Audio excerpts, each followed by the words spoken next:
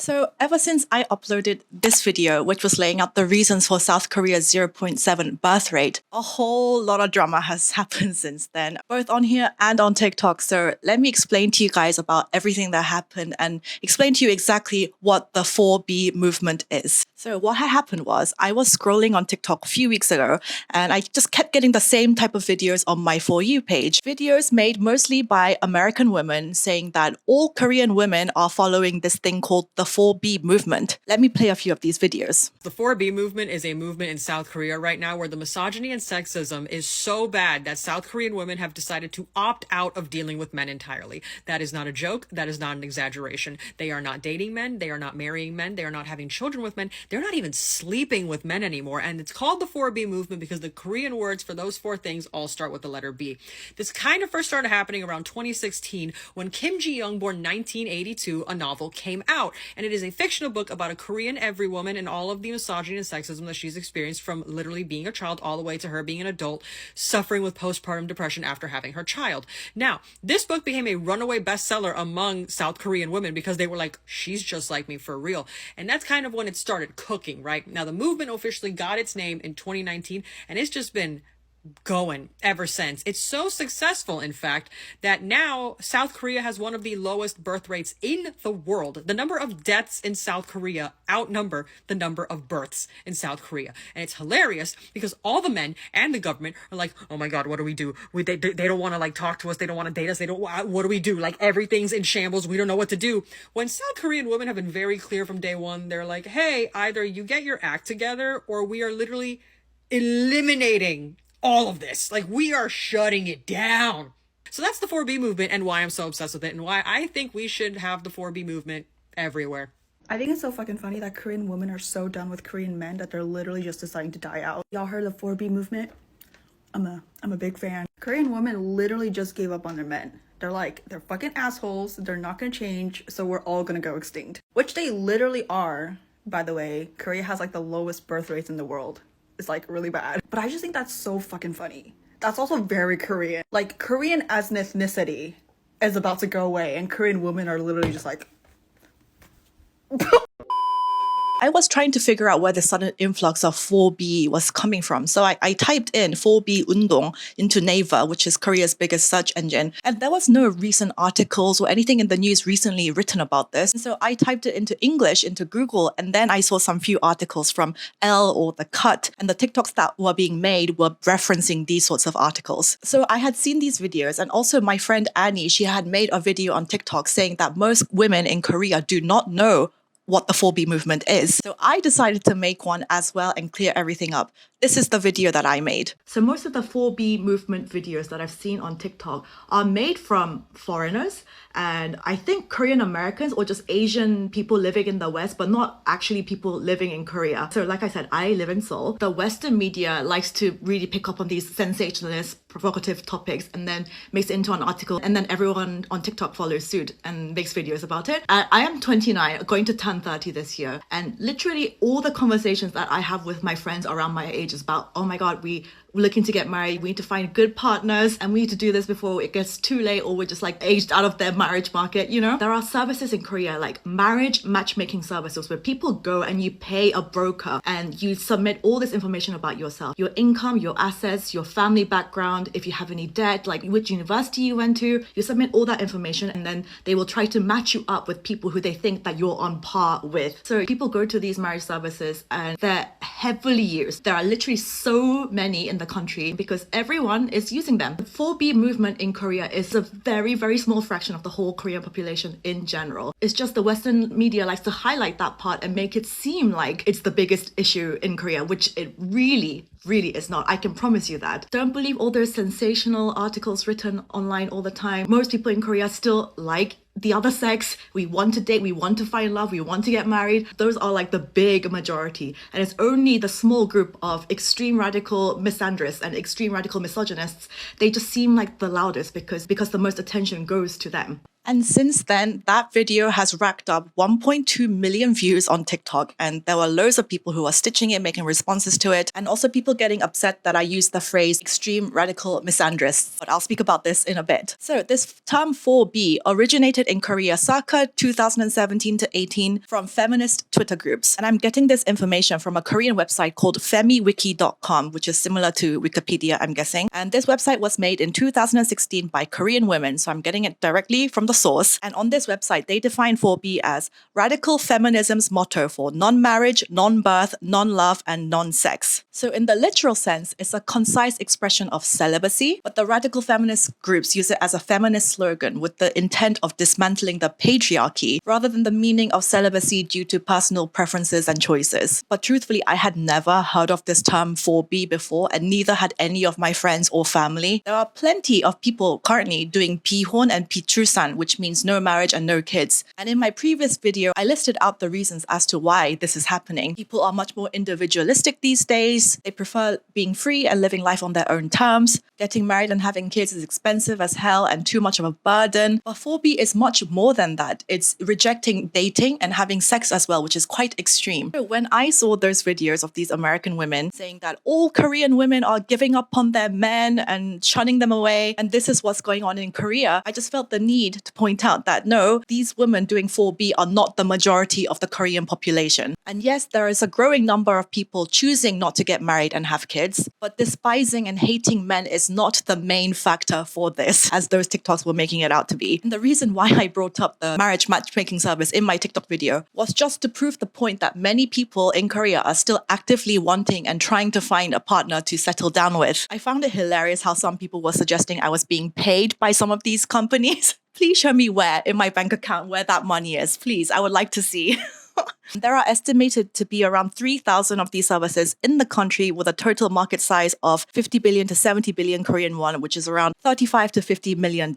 They claim to be more successful than ever, even during these pihon times, and customers keep coming to them to try and find a suitable partner. The same goes for dating apps. The usage of dating apps was obviously at its highest during COVID times because people were locked inside and they couldn't really go outside so much. But since those restrictions have eased now, the dating app market hasn't taken a hit. The number of downloads of dating apps stood at 1.187 million as of January of this year, which is up from 8% compared to a year ago. From my observation and from everyone around me, everyone still wants to date, still wants to try and find someone. There are, of course, many people, even including myself, where we're like, I want to take a break from dating. I just can't be bothered with it right now. Obviously, there are time periods when you go through that, but I've yet to meet anyone around me who genuinely says, I will just not date at all anymore. But there are also certain people in society who can't date no matter how much they want it and no matter how hard they try. They're referred to as involuntary celibate people, or for short, incels. These kinds of people end up developing extreme unhappiness, loneliness, and dissatisfaction with the world. And they have a tendency to turn to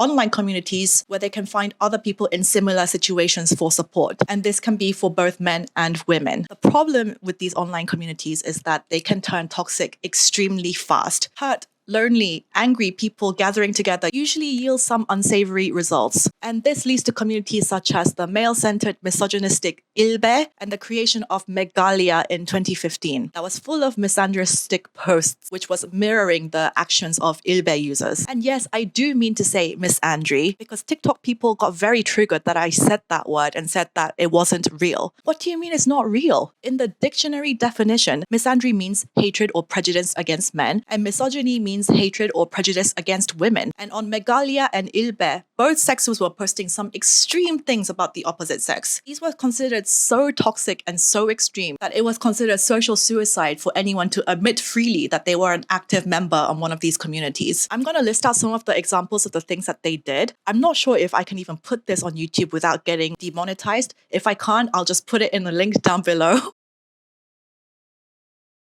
So these kind of online communities are literal cancer and a breeding ground for hate, which is why I said extreme radical misandrous in my TikTok video, and I won't back down from saying that because it's true. I saw many people commenting, well, misandry doesn't harm anyone. Well, you can clearly see from the examples that I gave above that clearly it does harm. I believe hatred against men is just as real as hatred against women, and I can't have a reasonable conversation with you if you think that's not the case. This is why the word feminism is viewed with such disdain in Korea. When I lived in the UK and when people said, I'm a feminist, sometimes even men would say, I'm a feminist. It was just like a really peaceful, I believe in equal rights and opportunities for men and women. That was the only meaning. But in Korea, the concept of feminism wasn't really in the public sphere until about 2015, when websites like Megalia opened as a response to the incel online communities and they mirrored all of the horrible things that they were doing. So they ended up becoming exactly the same and just as bad. There was no peaceful or reasonable feminism in Korea from the beginning. It was all about hating and mocking men, which is why if someone in Korea comes out and says, I'm a feminist, seen as a psychosis or someone with really questionable ethics, it would be the equivalent of a guy proudly saying, hey, I'm an Andrew Tate supporter. That's how feminism is viewed. Megalia ended up dissolving due to the disputes about the posts about the gay men. And the group of people who opposed the decision to ban these posts,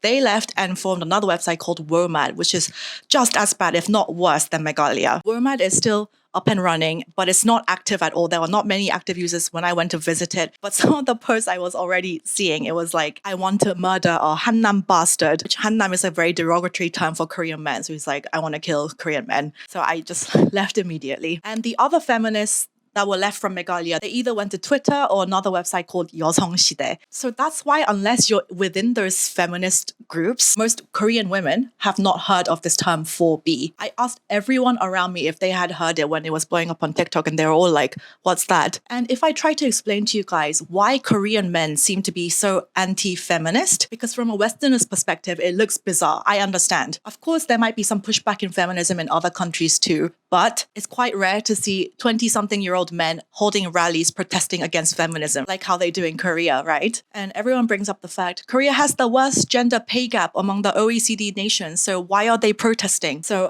let me explain to you why this is happening. First, the issue of mandatory military service is a deep point of contention within Korea. Men used to spend 2 years, now it's been reduced to 1 year and 6 months, but they have to serve for Korea with extremely low wages, get no respect from the public. Some might get injured or killed sometimes, while women are graduating and getting into the job market. And if suddenly North Korea attacks us right now, all the fit, able men just have to go and serve, no questions asked, while the women stay home. So in this way, men are already viewing women as more privileged. And also in terms of if there's an accident on a plane, on a ferry, on a ship, who gets rescued first? Women and children. Secondly, the Korean men in their 20s right now is different from the men who are my dad's generation who definitely did benefit from the patriarchy. For example, my dad, he is one of 5, he is the middle child, and he has 2 older aunties, but they couldn't go to university, but my dad could because he was considered the man of the family. The men have to go, get a good education, and get a good job. Whereas my 2 older aunties, they couldn't go. So he always feels a sense of guilt about this. And yes, there was a preference back in the day for boys being born, but this has long time been demolished because that was when Korea was still kind of coming out of poverty. Only boys could go into higher education and earn a decent living. But now women make money too, and just as many, if not more, women are enrolling into higher education. And daughters are viewed as treating and looking after their parents much more compared to sons when they're older. So many people are saying, oh, I want to have a daughter these days instead of a son. People bring up that feminist book, Kim Ji-young, born 1982, to bring up examples of how Korean women are treated so unfairly in the home. But times have changed since then, and most women now will simply not tolerate being treated like a slave by the in-laws. The generation of the mother-in-law telling the daughter exactly what to do and just belittling her and all of this, this is just not the case anymore from real examples around me. And if that is the case, most women will just be like, I'm out, I'm getting a divorce. So the men in their 20s now feel frustrated and angry when they haven't done anything wrong, but they keep getting blamed for the patriarchy and all the unjust things that women have to go through. The older generations, yes, definitely. But for the young ones, it's just like,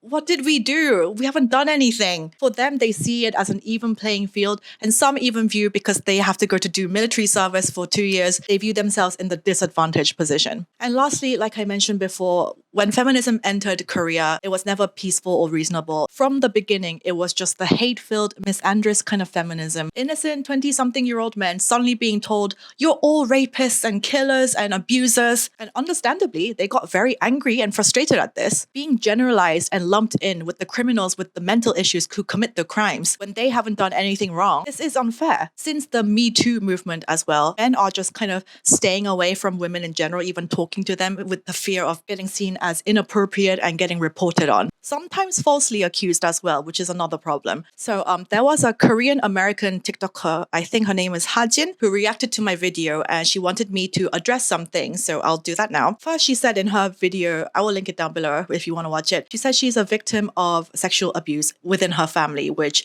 I am so sorry to her that happened. And I really have empathy for her for that. She doesn't live in Korea and she uses K-dramas as an example of gender roles in Korean society. And she says that women don't get parental leave, which is wrong. The current paid parental leave is 1 year and 6 months, which is an increase from the previous 1 year. There's also a reduced work hours system now. So 2 working parents can work for 15 to 30 hours per week compared to the mandatory 40 hours. And also paternity leave for the father is being increased from 10 days to 20 days following the birth of the child. And there are also many number of cash subsidies paid towards the parents for a number of years from the child's birth. The Korean government are seriously freaking out about the birth rate, so they're throwing literally all of the money at this problem. And hopefully some of the measures they're taking will help the problem somewhat, but we'll have to see about that. I agree with her that the Korean justice system is fucked and criminals don't get sentenced enough. She also says she gets cringed out by the gender roles that she sees in Korean dramas. Like men have to be like this and women have to be like this, which I agree. But is this a Korea problem or a worldwide problem? Because we have that kind of everywhere. And I agree that some gender expectations can be harmful. Like you're a man should never cry, you should never show your tears, or saying to a girl like you should always be submissive and obedient and never talk back. But we do have to accept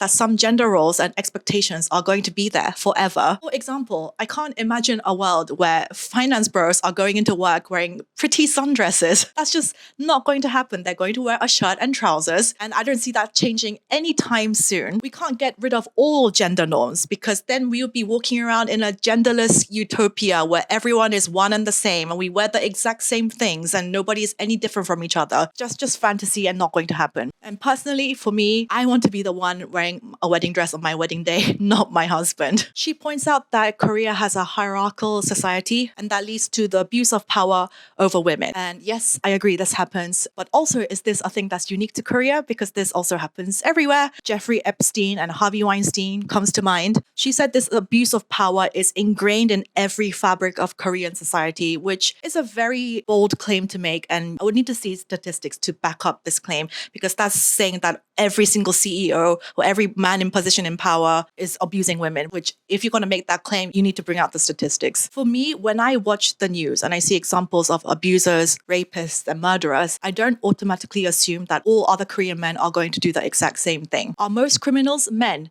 Yes, that's statistically true. Men have more testosterone and women have more estrogen, which makes us have more empathy and nurturing in nature, whereas men can be more aggressive and have more risk-taking tendencies. But if you actually look at all criminals' backgrounds, they have almost always come from a broken family, really troubled backgrounds. More often than not, they've experienced abuse as a child themselves, or they have mental issues such as schizophrenia, which causes them to harm others. This was the case in 2016 when a man killed a woman with a knife in a bathroom at Gangnam Station. And this incident really set fire to the gender wars. And women were saying that this was a pure act of misogyny, and that might have certainly been the case, but it's also true that he had been hospitalized 4 times prior for his schizophrenia, and he was known to have violent outbursts. So clearly he was not right in the head. But I do see a tendency from some people on TikTok saying that all Korean men are like this, which I don't agree with. And all I wanted to do in my first TikTok video, that 4B is not the dominant lifestyle among women living here right now. Most people want to find love and want to get married. It's literally in our human nature and ingrained into our DNA to live in packs and tribes. And there is a reason why our bodies release chemicals such as dopamine and oxytocin, which are feel-good chemicals, when we have sex. It's to encourage and motivate people into having sex and reproducing. We are social animals and we are wired for interaction. And humans can definitely live independently, but I don't think anyone is actually suited to live in complete isolation. And like I said, I really empathize and I feel very sorry for people who have been victims of abuse, domestic, sexual,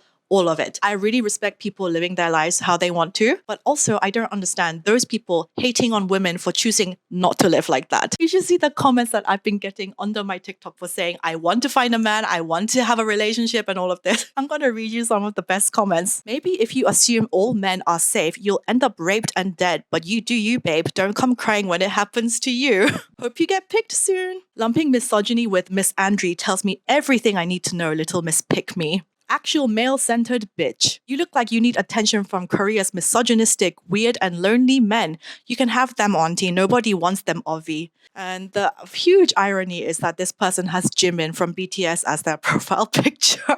I also liked this comment that said, 4B movement is also used by foreigners to demonize Korean men. I liked it because I think it's true. They view incidents like Burning Sun, Nth Room, and all of that, and assume that all Korean men are like this. I get comments like, isn't domestic violence really high over there? Women are getting killed at alarming rates. They don't provide any links to statistics to back up this claim. And they do demonize Korean men. Well, I live here and I speak to Korean men on a daily basis, and I'm telling you all that they're not all like that. They also view these kind of incidents as abhorrent and disgusting. But those TikTok people just don't believe anything that I say. But they call me a pick-me and say that I'm bootlicking the boots of Korean men. So it's like talking to a brick wall. Also, people saying misandry and harmful stereotypes are not real. I got this in my YouTube comment the other day. This was from my live the other day with David about Hi versus Minijin. This user left a whole essay and said, I wish BTS would move out of Korea after their service because Koreans don't deserve them. Koreans are so ungrateful. No wonder 80% of their men have small dicks.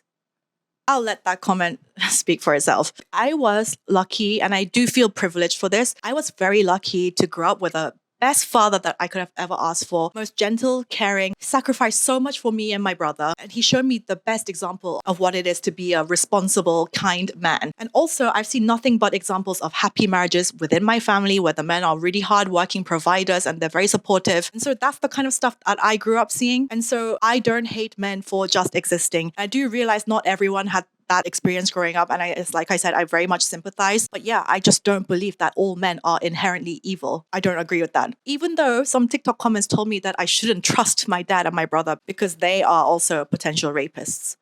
Like, I just have to laugh. I feel like I should address the gender pay gap thing as well. This is contributed to so many factors. So how they calculate this pay gap is they look at the difference between the average earnings of all men and women. They don't take into account different factors in occupation. A lot more men end up going into STEM fields compared to women. Women on the whole end up choosing less well-paid jobs compared to men. It also doesn't take into account different education levels, nor the number of hours worked per week. Men around the world, on the whole, tend to work longer hours than women. According to the 2022 Seoul Metropolitan Government's gender wage gap explanation data, 75% of employees who work night and holiday shifts at the Seoul Transportation Corporation are men. In addition, male employees were mainly in charge of night shifts at the Seoul Facilities Management Corporation and the Seoul Industrial Promotion Agency. Men were paid higher than women working in the same position by working overtime. But also, the most hardest and dangerous jobs are done by majority men. Construction, working on oil rigs, bricklaying, working on power lines, roofers, firefighters. Most of these jobs are dangerous and many can get injured or killed on the job. Women don't choose these sorts of jobs. And also, there's always that conversation about there aren't enough females in high CEO positions or in government, which is very true and valid. But also on the reverse, there is hardly any, if any, female representation in those hard labor jobs as well. Oh, and to also address the comment that I made in my TikTok video about me getting aged out of the marriage market, people were saying I have internalized misogyny because I said that. Like, all I meant by that was women have a fertility window, and this is just pure biology. If you want to have kids, you have a certain deadline. Once you start to reaching your mid-30s, it becomes much, much harder for you to be able to conceive. That's all I meant. And it does not mean I have internalized self-hatred or internalized hatred of women. I know that not everyone in those TikTok comments were like feminazis and about hating men, but I'm addressing the many of you that were. I think just blindly arguing that men are just so privileged and they don't have any issues or problems of their own. I think this is just not true. Both sexes have our own struggles and our own issues. So just screaming and arguing and placing blame on the vast majority of normal people who are not criminals or rapists or murderers, this really isn't helpful, and it only makes the gender wars worse. Genuinely, in my circle of friends, I don't see any incels, and I only see happy, positive, hardworking people who want to find love in relationships, and people wanting to have companions and reproduce should not be seen as a bad thing. Wouldn't you rather have a society that's filled with love and support for one another rather than hate and resentment and segregation? I believe that women are like yin and yang.